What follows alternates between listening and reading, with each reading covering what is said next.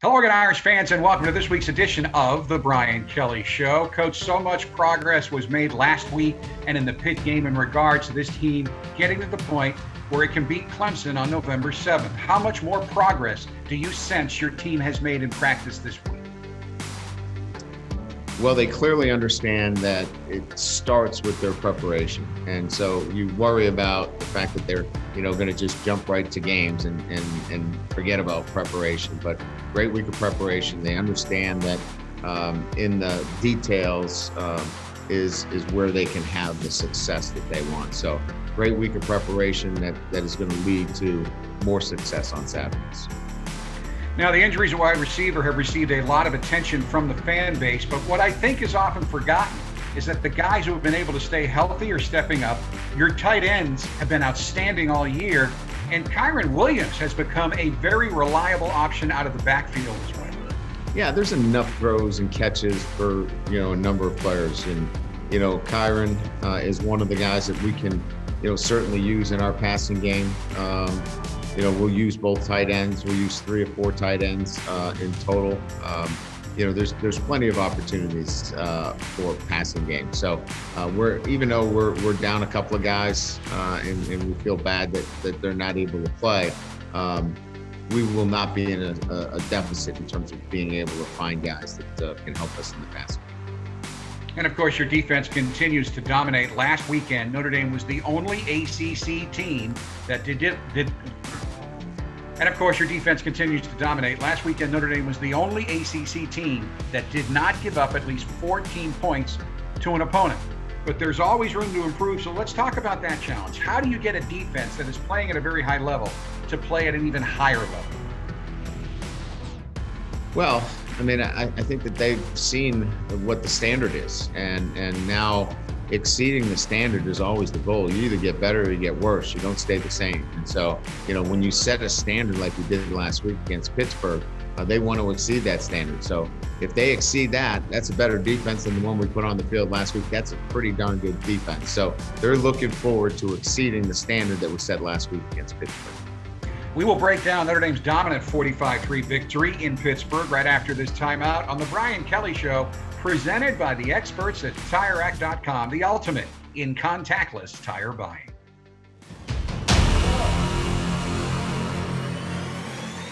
It's time now for our game breakdown, brought to you by Canon. The Pitt defense really came after your offense during the first possession of the game, Brian. But during that drive, Ian Book helped deal with that pressure with his running skills. He gained 19 yards on 3 important carries. I thought he did a really good job. Our first third down conversion, we ran a chains play where our receivers are getting to the chains, and they did a really good job of doubling up Meyer on that play, and in particular, Ben was doubled. So Ian didn't have really much and really did a nice job of stepping up in the pocket and using his feet. So when nothing was out there and there was coverage, but good protection, he was able to scramble for first downs. I thought he did a really good job of making really good decisions. And of course, he also threw the ball very well on that drive. He was 3 for 4 for 60 yards, including the 34-yard touchdown pass to Ben Skoranek that opened the scoring. Yeah, we had played Pitt, several times on third down. Their numbers were pretty consistent where we knew we were going to get the coverage. So we took the front side safety and cleared him out. It was just a matter of getting the ball out on time before the backside safety got there. And we just clearly got it out just in time before the backside safety got there. Ben ran the dig route. Ian slid in the pocket, got it to him just in time, and got us our big first touchdown of the game. Now, you were leading 7-3 when Ian Book jump-started your 4th possession with an important 18-yard run. Ian is going to pick his spots, and if he feels like he's got an opportunity to get us out of a tough territory situation, he's going to do it, and that was a really good run on his part. You don't bring in a grad transfer unless you think he's going to help you right away. Now, Ben Skoranek had shown the fans some glimpses, including one in this game, but he hammered those reasons home on your second touchdown of the day, the 73-yard touchdown pass from Ian Book. We threw a go ball onto the outside. We had a great matchup against their corner. He's about 5'9", Ben's 6'2". great size, and Ian put it in a great position where Ben could go up and get it. And, we get our big, go ball on the outside that we had been lacking most of the season. And it was a big lift for the entire football team, and in particular, I think the offense. Now, coming into the game, only 2 players on your roster had ever intercepted a pass in their careers.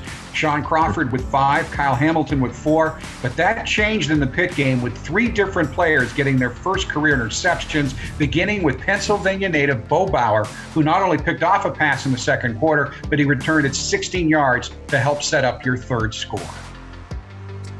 Yeah, Bo was dropping in the coverage, got some great depth, and was able to get the crossing route taken care of with the interception. And the defense erupted. If you watch that film now, from our perspective, it was great to see the energy on the field when Bo was making that interception. He brings it every day in practice. He's got great energy, great enthusiasm, and it was returned to him with the entire defense celebrating with him after that play. After Kyron Williams ran it in from 2 yards out to give you a 21-3 lead with 1:29 left in the half, your defense forced a punt, and your special teams got you 7 more points before halftime. Yeah, they're a rugby-style punt team, and we send Bo and Isaiah off the left end, and they had to choose who to block. They picked up Bo Bauer, and they did not block Isaiah. And Isaiah probably had one of the nice, cleanest block punt touchdowns that you could get, and did a great job. Took the ball right off the foot of the punter and picked it up in the back of the end zone, and it was a huge momentum piece for us. Obviously, to anytime you block a punt, it's hard to overcome block punts, first of all, and win games. But to block one right before the half like that, it was certainly a huge momentum piece for us, and we carried that right into the third quarter. So leading 28-3 with the momentum to start the second half, you wanted to put it away and put it away quickly, and you did just that. First, your defense forces a punt on the opening possession of the half, and then a 41-yard pass into the red zone to Javon McKinley sets up a field goal.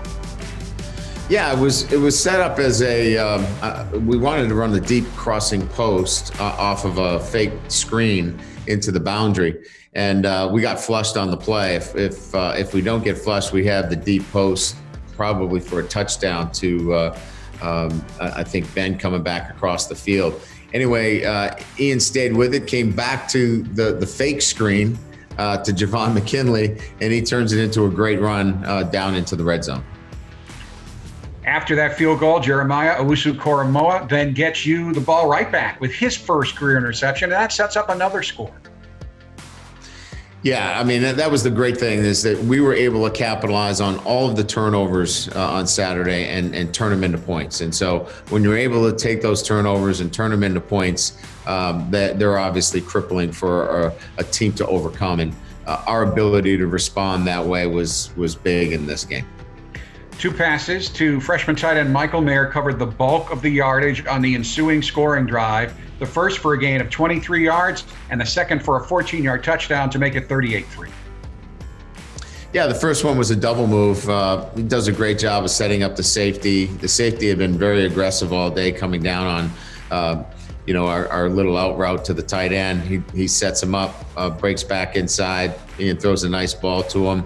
And then again, we're in a position where probably should have got the ball out a little bit quicker, but he got flushed in the pocket.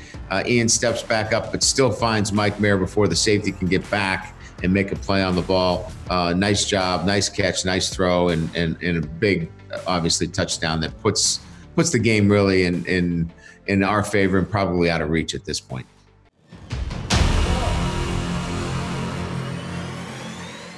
It's time now for Irish Intel, sponsored by the experts at TireRack.com. This is where we let Coach control the video and get into the X's and O's of why a play worked. Okay, Coach, our first play on this week's edition of Irish Intel comes from the first quarter, first drive of the game. It's Ian Book finding Ben Skoranek for the 34-yard touchdown to open the scoring. Yeah, we're in a bunch right set here. We're going to try to pull the front side safety or the safety to the right out of this set and to open up Ben into the middle of the field. Our second play, also in the first quarter, occurs on Pitt's second possession. And on this play, Pitt is facing a 3rd and 10 when Myron Tungavailoa Amosa comes up with a big sack.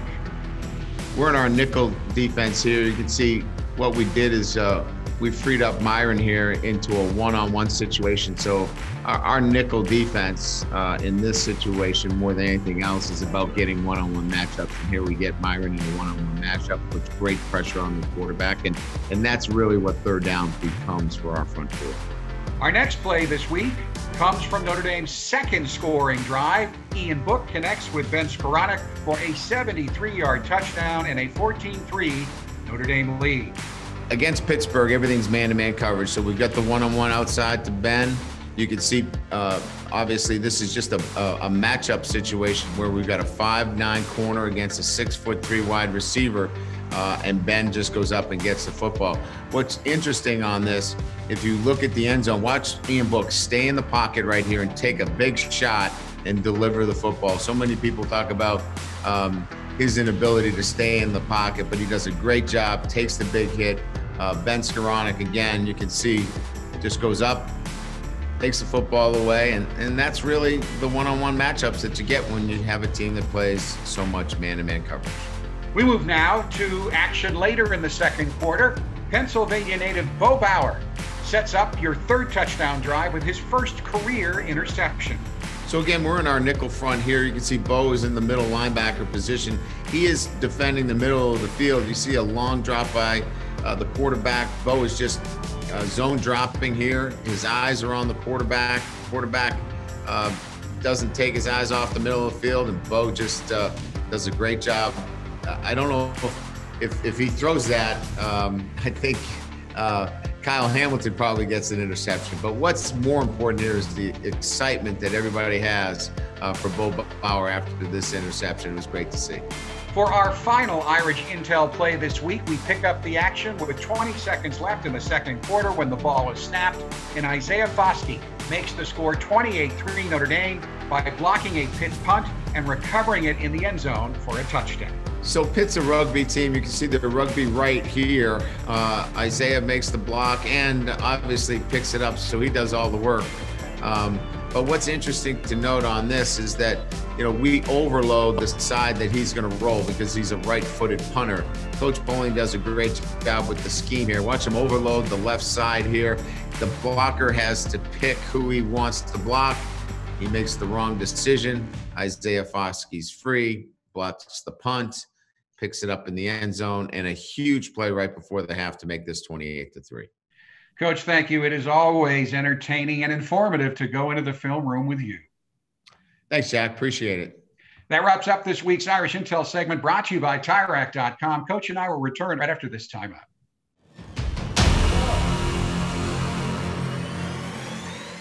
Welcome back to the Brian Kelly Show, presented by the experts at TireRack.com, the ultimate in contactless tire buying.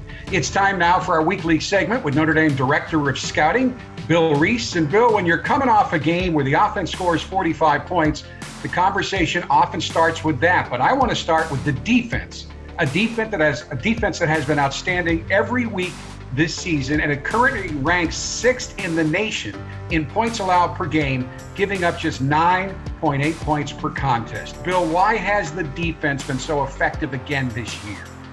Well, Jack, I think it's a combination of Clark Lee and the coaches on defense doing a great job of teaching their system. They're all on the same page. It's great communication.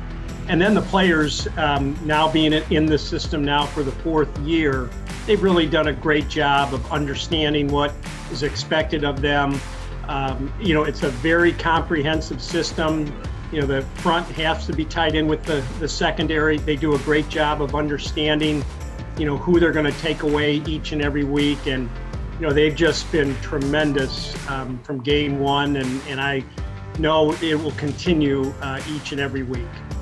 And there's a continuity there now from season to season. When you look at the talent losses from last season on defense, 6 guys, cornerback Troy Pride, defensive ends Khalid Kareem and Julian Okwara, safeties Alohi Gilman and Jalen Elliott, and linebacker Asmar Bilal. They're all on NFL rosters this season in some form, but the defense has not only maintained, but in some ways gotten better. Talk about the whole process involved in recruiting the kind of depth a team needs to absorb these kinds of losses and still continue to play at a high level.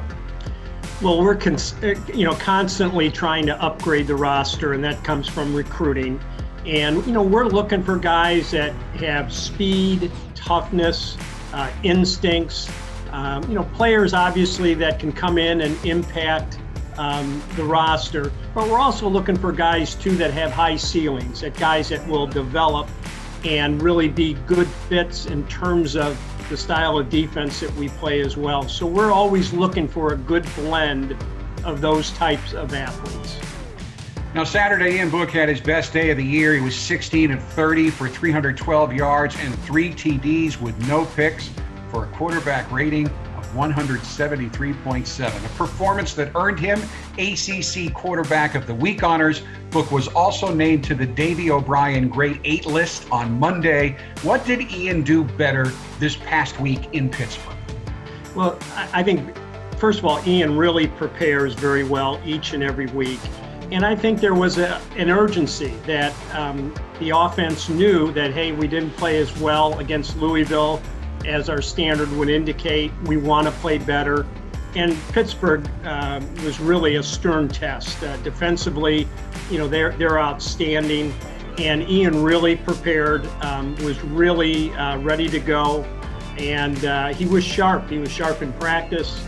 He was sharp in all of the preparation leading up to the game. And he knew that this was going to be a great challenge, and he rose to it. Did a great job of throwing the ball. He was, very elusive in the pocket. He was outstanding. How important was it early in the game when the Pitt defense really came after the Notre Dame offense? After all, they were second in the country in sacks, and Ian used his feet so often, 3 times on the first drive, not only to get away from that pressure, but to run for big gains. Well, that just shows where he's at as a quarterback. He knows where to pick his spots, when it's time to take off. He'll stick with his reads, and if he feels pressure, he's going to take off. But that's a very underrated part of his game. His mobility is outstanding, and his sense of when to run and where the first down yardage is very uncanny. He's excellent at extending plays, and even a couple times later in the game, when he got outside the pocket, he found Michael Mayer down in the end zone after being flushed. So his vision and his ability to extend has been outstanding.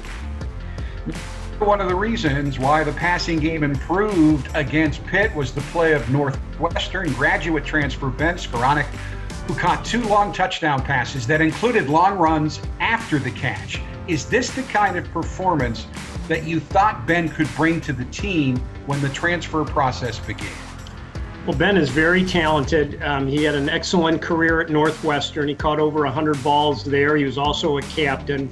But he is deceptively fast.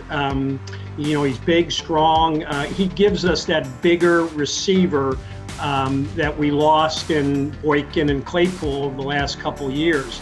And he showed that on Saturday. He went up, got the ball.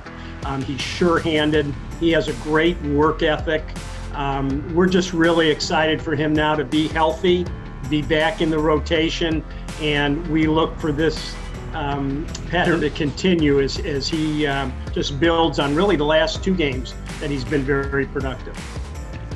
Bill, left guard Aaron Banks was our radio network pregame player guest this past week, and he made it very clear that he and his linemen don't care about getting media or fan attention, and in fact, they really don't want the attention, but they are deservedly getting a lot this season, both as a unit and individually. This week, Liam Eichenberg was named the ACC Offensive Lineman of the Week, as the Irish not only did a very good job protecting Ian Book against the number 2 sack defense in the country, but they also nearly doubled the rushing yards that Pitt's number 1 ranked rushing defense had been giving up heading into the game. Talk about why this line has come together so well this season and what Liam's role is in that.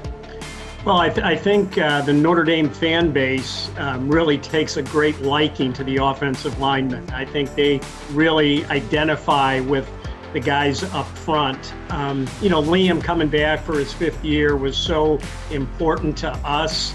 It makes our line just so much more cohesive. He's very talented, and he is really benefiting from playing a 5th year. He's played a lot of football, but now he has really been a leader. He understands exactly what you're going to face week in and week out. He's really done a good job of just using his experience to really help out everyone else on the offensive line, and especially with Banks. They play next to each other, they communicate, and that transfers itself all up and down the offensive line. Now let's move on to the task at hand, and that's going back on the road to take on Georgia Tech in Atlanta this weekend. Tech's a team that struggled, but one that does have 2 wins in ACC play this season, a season-opening road win at Florida State, and an impressive 46-27 blowout victory over Louisville at home a few weeks ago. As you scouted the Yellow Jackets for this weekend's game, what jumped out at you? Well, as you mentioned, they have 2 good wins in the ACC, and Florida State's very talented, and I think Louisville's going to have a good year once they get kind of back into the flow of things. But a couple of things that would jump out is that they have 2 future stars on offense in quarterback Sims and the running back Gibbs. They are 2 very talented young players. They're freshmen, but they are playmakers for them. Gibbs had a 97-yard kickoff return on Saturday that was called back. But when you watch him on film, you watch him against Clemson, he can make you miss, he can run through you, he catches the ball extremely well. So those 2 guys are really good playmakers for them, and Sims in particular has all the tools to be a exciting dual threat quarterback. He runs well, he's got a very nice arm, can throw the ball deep. So those are 2 guys they're going to build their program around. And they've been in an option offense for 11 years, and so they had to retool their roster, bring in offensive linemen that could pass protect, bring in tight ends, wide receivers. So that's been a little bit of a transformation for them, but they're recruiting well.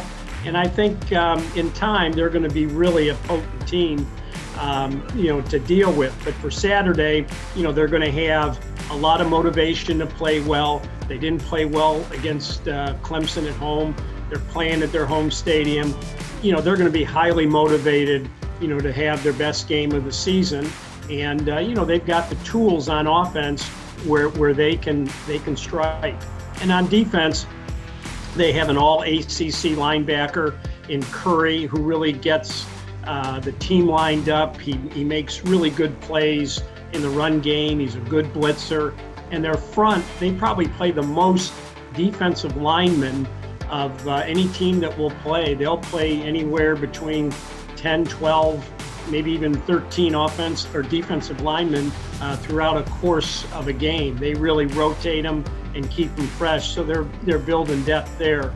Then in the back end, they've got 2 really good corners in Walton and in Swilling, whose dad was an All-American there. They're big in the secondary, unusually big, and 2 good safeties as well. So the offense is going to have to be sharp, going to have to be able to protect. They're going to, I'm sure, give us a lot of different looks and a lot of different pressures.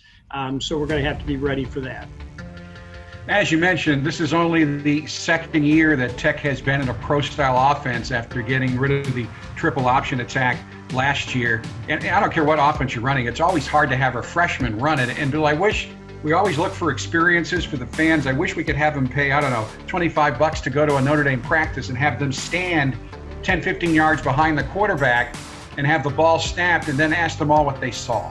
Because that's what a quarterback has to do, not only identify the defense, identify what is and is not open, but then make that decision to throw.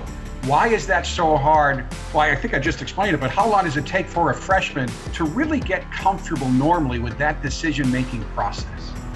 Everybody's different, and some guys just come walking right in, and they have a pretty good feel for it. And possibly in high school they ran a similar offense, so that they feel more comfortable doing it. But it happens so quickly, and the speed of the game is so much more. It's just so much faster than what they're accustomed to. So their eyes and their feet.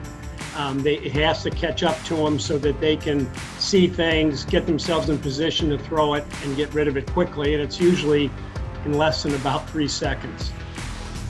Jeff Sims and Ian Book are similar in that they both run the ball well and throw the ball well. And one of his top receivers is Jalen Camp, who has 17 already this year for 226 yards and 2 touchdowns. They have a number of good receivers, but how good is Camp? Camp is a physical guy. He's done a really nice job of getting open against zone and man. He does a good job of setting up defenders, running double moves to get deep. He's just really a crafty wide receiver that uses his size really well, and he's been a very reliable receiver for Tech so far this year. You mentioned freshman running back Jamir Gibbs, and he's more than just a guy who's impressive when you watch him. He's been pretty consistent. He's one of the leaders in the league in terms of all-purpose yards. He's averaging just over 144 yards a game. That's dangerous and productive. Well, he's explosive, and he's going to have a great career at Tech. Just don't hope he has a great day on Saturday. But, he's an exciting player. They're very excited to have him there. He's been, a real, influential player for them, and they try to get him the ball in a lot of different ways, whether it's kickoff returns, whether it's receptions, whether it's running the football. But he is a dynamic runner. There's no question about that. Now, Bill, I found it interesting that Georgia Tech is 4th in the country in turnovers gained this year with 11, but they've also turned the ball over 18 times, second to last in the ACC. But when you see those kinds of numbers, does it make you even more concerned about the challenge? Because if you take those numbers away, if you get those takeaways, or rather the giveaways down, but the takeaways remain the same, they'd have a lot more wins this year.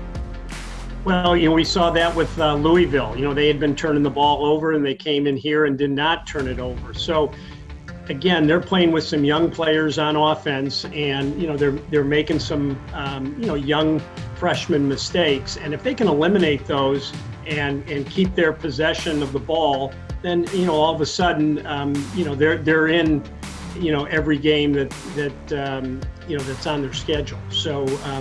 That's something that I'm sure they're talking to their team about is, hey, we're taking the ball away. We need to secure it. We need to possess the ball and cut our turnovers way down.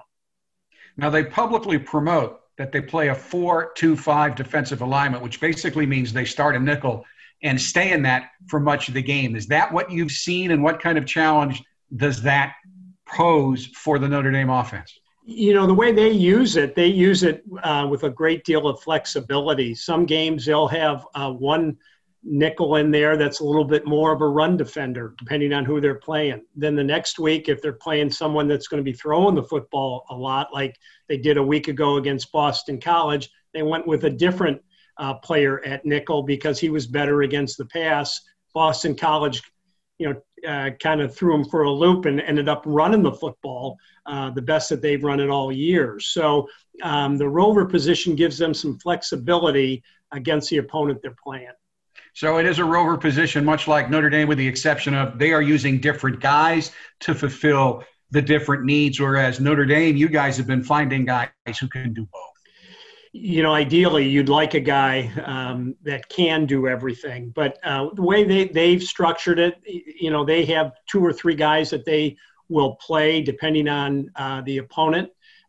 So we'll see who they end up starting on Saturday on how they'll defend us. What kind of game are you expecting? Well, it's like any game. The first couple of series, you kind of, feel them out, get a little bit of an idea what they're going to try to do. But, I would expect that we'll, on offense, continue to do what we're doing, stay balanced, And defensively, pretty much the same way. Take away the run, make them one-dimensional, and just keep the points down. You've been in coaching your entire life, and I know all coaches are injected with the rule that you never look ahead. You never look past Saturday, but Coach Kelly's opened that door this season, that it's okay right now for this team at this point to keep an eye on Clemson from the perspective to know that the time is running out in terms of getting to the level you'll need to be the following Saturday. So what needs to happen for this team, in addition to getting the win on Saturday, to take the additional step like they took in Pittsburgh to get to that level where you as a staff believes Notre Dame needs to be, so that they can give Clemson not only a run for the money, but to come up with that big win in a couple of weeks? Well, we would like to build on what we did at Pittsburgh. We played with a lot of enthusiasm. We played with a lot of concentration. We played with toughness. We played, as hard and as a complete game from an offense, defense, special teams perspective as we have all season. So we want to build on that to be a complete football team and to play to our standard and not to play to another team. We have to play to our standard and improve every week. Well, Bill, thank you. I always enjoy our conversations. Enjoy the trip to Atlanta, and I know you always enjoy it when you come back with a W. Thank you again for the time. You're welcome, Jack. Thank you. Coming up, Coach Kelly will take over the airwaves for his weekly chat with a former Irish player, but in this case, it is two former Irish players in Romeo and Julian Okwara of the Detroit Lions. This should be fun. This is The Brian Kelly Show, presented by TireRack.com, the ultimate in contactless tire buying.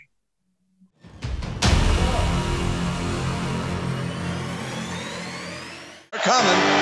Here comes the rush. Wolford stands in, and Wolford is sacked at the 18-yard line. All he could do is eat the ball. Romeo Okwara. It's pressure. Coming again. Okwara knocked it out. It is picked up and scooped by Ali Ogundeji. Touchdown. What's up, guys? How you doing? How you doing? Doing all right. Fantastic. Romeo, man, getting after it. Sack master. Trying to, man. Is there Quarterback. Do you make little bro make you dinner for every sack? You got to have a deal, right, or something? No shot. No shot. I gotta get no him. Shot. I gotta get him doing something. I gotta put my rook to use. Absolutely, no doubt. I'm with the linebackers, so I'm not really his rook. Is that what it is? You're not even in his room, huh? Yeah, not even. So you guys are living together? No, right next door. Yeah, right next door to each other.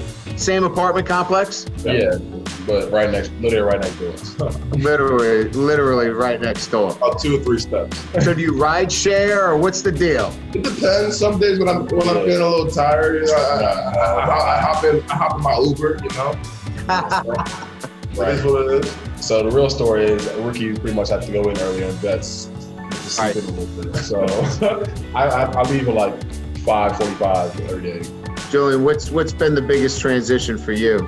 Like technique. I know, like just in college, like you kind of like overlook technique really sometimes. It's like I think just being able to, the coaches definitely like hammer technique. It's all about your technique, footwork, all that stuff. But really just that. I think just hammering the technique and going full speed, going hard every day really the main thing for me. Romeo, now that you are an experienced veteran, what's the key to the longevity of being in the league? Obviously, you got to perform. I get it, right? You got to day in and day out, you got to perform. But isn't it about taking care of yourself? Isn't it about all those little things? Yeah, absolutely. It's all about the little things. Definitely taking care of your body, and like Julian was saying, technique and being consistent each and every day, showing up with the mindset to improve and get better every day. But that's why we have currently, right now, we have 43 Notre Dame players in the NFL, because they've had that, going to Notre Dame and understanding, that they have to do those things, on a day-to-day basis. So, it prepares them, right? And wouldn't you guys say that you were well prepared for what comes at you in the NFL? Yeah, I think being able to play in like different levels, like we played, competition from coast to coast. So I think just we had a competition where you can play with anybody, SEC schools, ACC, Big Ten, whatever. We were ready to play anybody at that point. So I think just be able to have that transition, especially with the demands that academics has in Notre Dame, to be able to balance all that and time management, especially in the NFL, that's very important. So your brother is, I would say that you are almost a professional photographer. Would that be, is photography one of your passions? Yeah, I would say so. I enjoy taking pictures. And that fills a pretty big void in some of the free time. Julian, have you thought about what are some of those things that you're going to have to look at? I got my little DJ sitting on here trying to learn. Of course he does. Hey, that's why he has his own place, right, Romeo? Yeah. Put my music as loud as I want, Well, guys, I appreciate you taking the time to check in with us. I know everybody that watches the show has been asking about you, so to get you guys both together is really a treat for everybody. So thanks for doing this. And Romeo, Julian, we're so proud of both of you guys and how you represent yourself, your family, and Notre Dame, and of course now the Detroit Lions. Everybody's been asking for you, so thanks for everything, and go get a W this weekend. Thank you. Good to see you. Appreciate you. All right, guys, take care. Thanks for being on. Thank you. This weekend too. Thanks, appreciate it.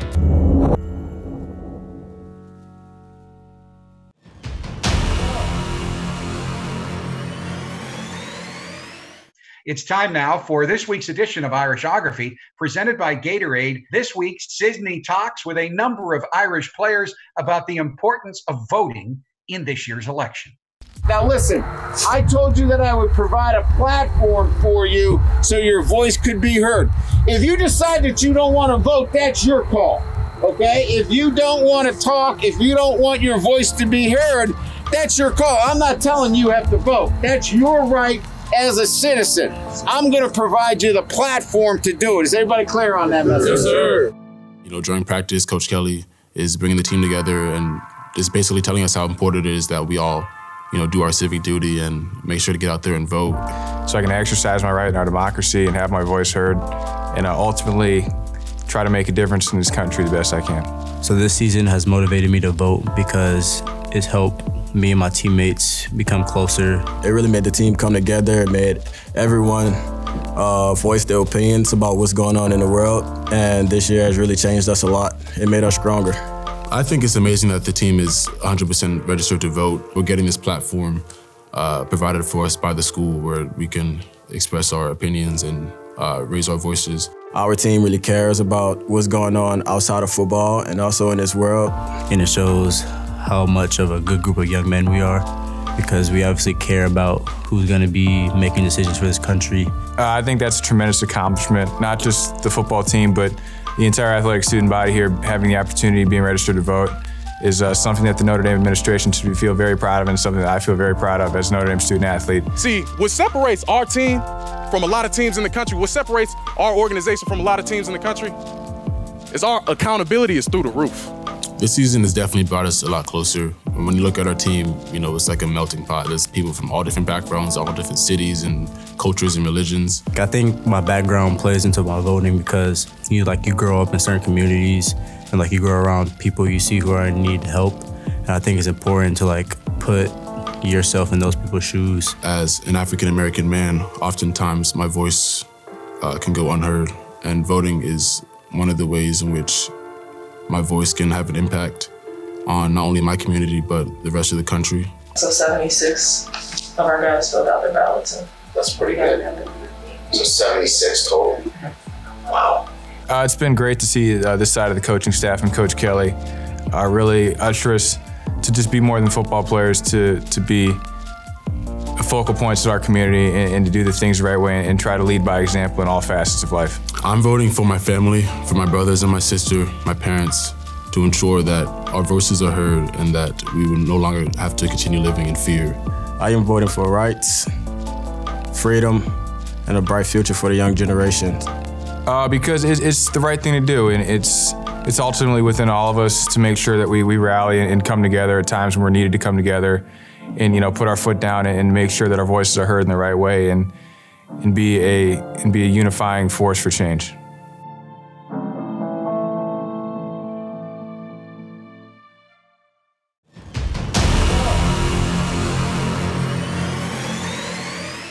Welcome back to the Brian Kelly Show, presented by TireRack.com, the ultimate in contactless tire buying. You are taking your team on the road for the second straight week to take on an opponent you are expected to beat before you get ready for your biggest game of the year. So when you try to go to sleep tomorrow night in Atlanta, what will be going through your head? Well, looking forward to watching them compete again. I mean, it's always about the preparation for us, and if you put in a good week of work and you prepare the right way, and you give them a great plan, then it's exciting. It's getting a chance to watch these guys go out and be the best versions of themselves is for me the most exciting part about it. You can lose sleep over it if you're not prepared and if you don't think you've done the right things, or you can be excited about it. I'm excited about watching this team play, and it should be an exciting Saturday against an up-and-coming, aggressive, well-coached football team in Georgia Tech. Georgia Tech is 2-4, but they do have wins on the road at Florida State and a blowout victory at home against a Louisville team that gave you some trouble. So what challenges can they pose for your team?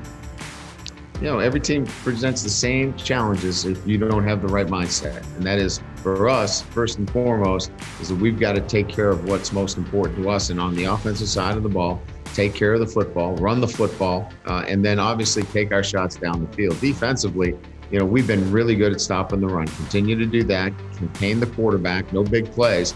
And then special teams, we've got to make our kicks. But look, we've been really good at winning field position battles. We do that. Those are the technical pieces of the game, and then play with a great mindset again. Go out there fearless, playing hard, and living up to the standard that we set last week against Pittsburgh and exceeding that standard.